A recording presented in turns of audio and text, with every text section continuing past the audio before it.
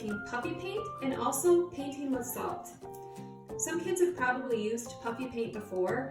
I think in maybe kindergarten you've maybe painted with it before, and that is a lot of fun. But I found that if you put it in like a little Ziploc bag and snip the end, you can write with it, and it's really, really fun.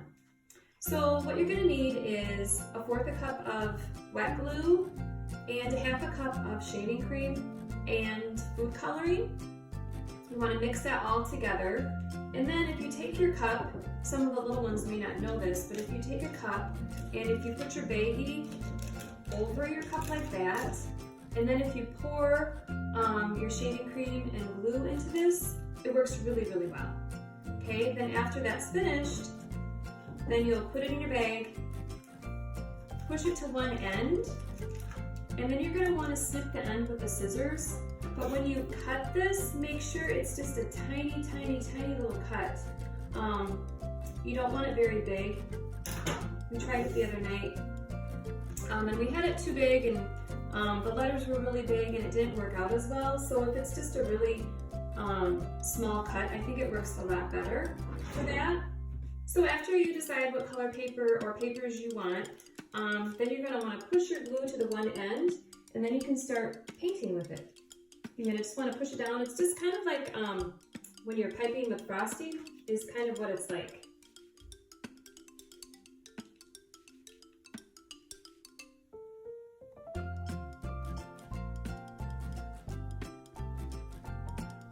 So when you are working with these, I guarantee that you guys are going to have a ton of fun with this, because this is fun to work with. You guys can make up different batches, add different colors, do a fun picture with it. When it dries pretty well actually. It just kind of like sinks a little bit, but it is still puffy. But I think you guys will really enjoy this project, so have fun! The next project we have is salt painting. What you'll need for this is Elmer's glue, salt, watercolors, and a heavier piece of paper. It doesn't work on just regular construction paper or just printer paper.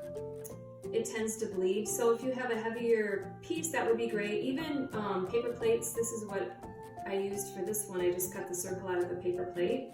And then decide what kind of a design you're going to make, or a picture that you're going to make, and then just draw it out with your glue. I've done a sun right here, and then after you have your glue on your paper, the next thing that you will do is you will take your salt and you're just going to shake it all over your painting. Make sure that your Elmer's glue is completely covered. Okay, and then you'll just dump that into a container. Shake it off pretty well.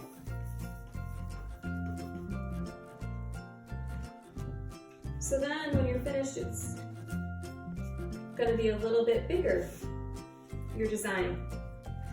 So then you're going to take a smaller paintbrush. Okay, you don't want a real big one. I suppose it depends on what your